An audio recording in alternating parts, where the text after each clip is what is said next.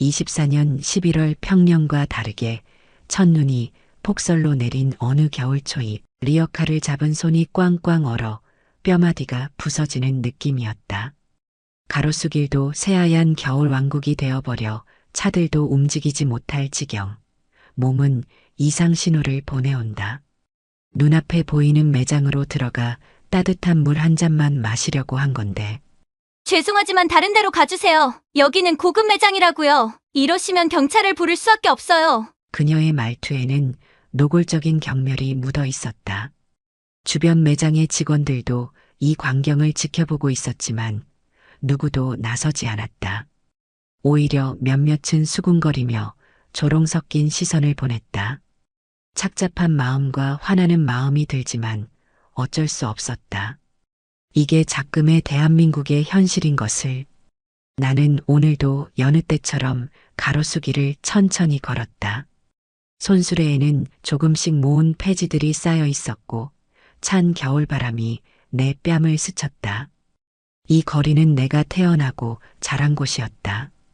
60년 전만 해도 이렇게 번화한 거리가 아니었지만 지금은 서울에서 가장 화려한 거리가 되었다.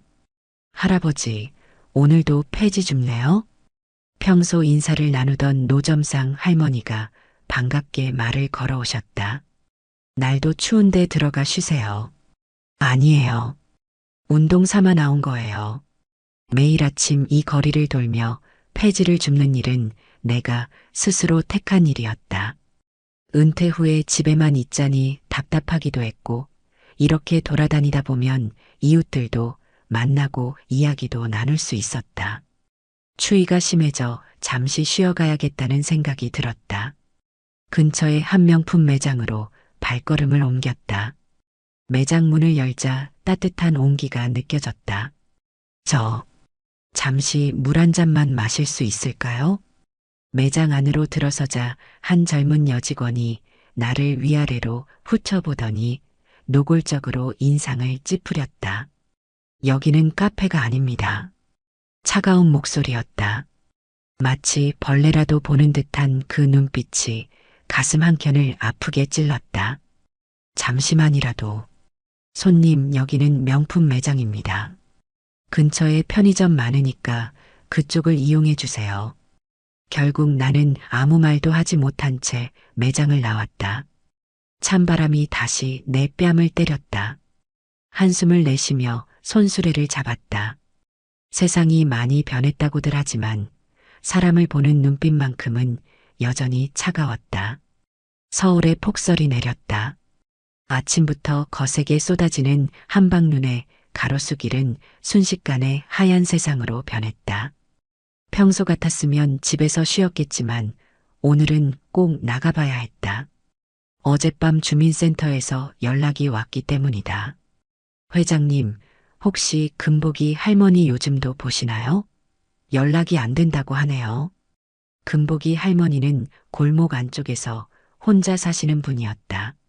치매 초기 증상이 있어 늘 신경 쓰던 분이었는데 이런 날씨에 연락이 두절됐다니 걱정됐다.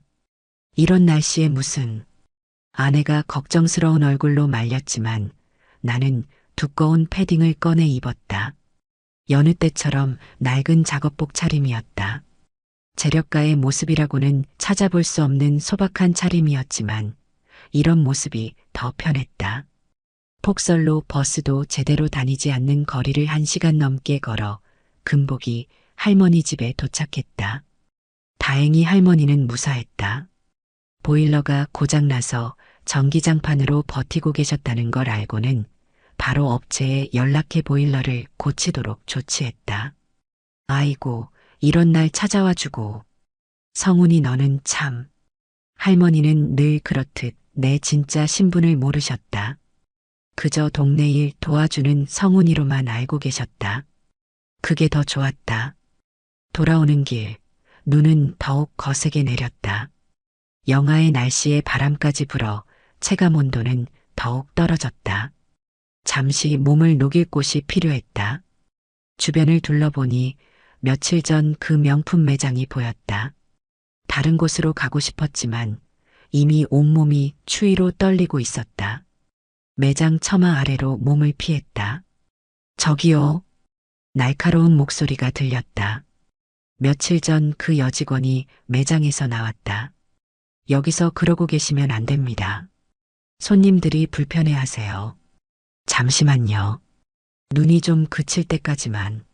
내 입에서 하얀 입김이 피어올랐다. 손은 이미 감각이 무뎌진 상태였다. 죄송하지만 다른 데로 가주세요. 여기는 고급 매장이라고요. 이러시면 경비 부를 수밖에 없어요. 그녀의 말투에는 노골적인 경멸이 묻어 있었다. 주변 매장의 직원들도 이 광경을 지켜보고 있었지만 누구도 나서지 않았다. 오히려 몇몇은 수군거리며 조롱 섞인 시선을 보냈다. 천천히 발걸음을 옮기며 생각했다. 이제는 보여줘야 할 때인가. 빨갛게 얼어버린 손으로 휴대폰을 꺼냈다. 비서에게 전화를 걸었다. 내일 오전에 시간 좀 내주게. 그리고 검은색 벤츠 S클래스를 준비해줘. 아침부터 꽤 많은 눈이 녹았다. 오늘은 평소와는 다른 모습으로 거리로 나섰다. 고급 캐시미어 코트에 모던한 디자인의 정장을 입었고 선명한 면도 자국이 얼굴을 한층 젊어 보이게 했다. 어머, 회장님. 지나가던 미용실 원장이 깜짝 놀란 표정으로 인사를 건넸다. 평소에 내 모습을 알고 있던 그녀는 믿을 수 없다는 듯 한참을 쳐다보았다. 오늘은 무슨 일이신가요? 아, 조금 둘러볼 일이 있어서. 천천히 걸음을 옮겨 어제의 그 매장 앞에 섰다. 유리문을 열고 들어서자 어제와는 전혀 다른 반응이 돌아왔다. 어서 오세요, 고객님. 어제의 그 여직원이었다. 하지만 그녀의 표정과 목소리는 180도 달랐다. 환한 미소와 함께 살짝 허리를 숙이며 인사하는 모습이 마치 다른 사람 같았다. 이쪽으로 안내해 드리겠습니다. 저희 이번 시즌 신상품을 보여드릴게요. 나는 묵묵히 그녀의 안내를 따랐다. 코트 한 벌, 구두 한 켤레, 그리고 가방까지 꼼꼼하게 골랐다. 총 2천만 원입니다, 고객님. 결제 순간 나는 잠시 망설이는 듯한 표정을 지었다. 죄송하지만 다른 직원분께 부탁드려도 될까요? 네. 아, 혹시 제가 불편을 드린 그냥 다른 직원분이 좋을 것 같아서요. 당황한 기색이 역력한 그녀의 표정이 어제의 그 차가운 시선과 오버랩되었다. 잠시 후 다른 직원이 와서 결제를 도와주었다. 카드를 건네면서 나는 천천히 입을 열었다. 어제 폐지 줍는 노인에게 물 한 잔도 안 된다고 하셨죠? 순간 매장이 쥐 죽은 듯 조용해졌다. 어제의 그 직원은 창백한 얼굴로 나를 바라보았다. 네, 그게 그녀의 목소리가 떨렸다. 나는 천천히 주머니에서 지갑을 꺼냈다. 그리고 그 안에서 낡은 명함 한 장을 꺼내 보였다. 사실 저는 이 건물의 주인입니다. 이 가로수길에 있는 건물 몇 채를 가지고 있죠. 순간 매장 안의 공기가 얼어붙었다. 다른 직원들도 손님들도 모두 놀란 표정으로 이쪽을 바라보고 있었다. 그래서 매일 이 거리를 돌며 청소도 하고 폐지도 줍고 이웃들도 살피는 겁니다. 내가 나고 자란 이 거리를 사랑하기 때문에. 잠시 말을 멈추고 주변을 둘러보았다. 어제의 그 직원은 이제 눈물을 글썽이고 있었다. 하지만 어제는 참 서글펐습니다. 이렇게 화려한 거리가 되었지만 사람을 보는 눈빛은 오히려 더 차가워졌더군요. 매장 안은 쥐 죽은 듯 조용했다. 나는 카드와 명함을 함께 건네며 말했다. 오늘 이 물건들 값은 제가 내겠지만 앞으로의 임대료는 한번 다시 생각해 봐야겠네요. 그 말에 매장 매니저로 보이는 사람이 급히 달려와 고개를 숙였다. 죄송합니다, 회장님. 저희가 잘못했습니다. 사과하실 필요 없습니다. 다만 앞으로는 좀 더 따뜻한 시선으로 사람을 봤으면 좋겠네요.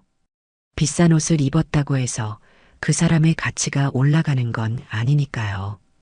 결제를 마치고 매장을 나서는데 누군가 뒤에서 달려왔다. 죄송합니다. 어제 그 직원이었다. 이제는 눈물을 흘리고 있었다. 정말 죄송합니다. 제가 너무 잘못했습니다. 그녀의 어깨가 흐느낌과 함께 떨리고 있었다. 어제 그 추운 날 밤새 잠도 못 이뤘습니다. 제가 왜 그렇게 못되게 굴었는지. 그런데 오늘 이렇게. 나는 잠시 그녀를 바라보았다. 젊은 나이에 명품 매장에서 일하다 보니 자연스레 물질적인 가치로 사람을 판단하게 된 걸지도 모른다. 눈물을 닦으세요. 이제 알았으니 앞으로 잘하면 되는 거죠. 지금이라도 물 한 잔. 괜찮습니다. 이제 집에 가봐야 할 것 같네요. 매장 앞에 검은색 롤스로이스가 대기하고 있었다. 운전석의 비서가 공손히 문을 열어주었다. 차에 오르며 뒤를 돌아보았다. 매장 직원들이 모두 나와 인사를 하고 있었다. 그 모습을 보며 씁쓸한 미소가 지어졌다. 어제와 오늘 같은 사람한테 보인 태도가 이렇게나 다르다니. 차가 움직이기 시작했다. 창밖으로 화려한 가로수길의 풍경이 스쳐 지나갔다. 돌아가는 길에 복지관 들렀다 가지. 비서에게 말했다. 오늘 산 물건들은 그곳에 기부하기로 마음먹었다.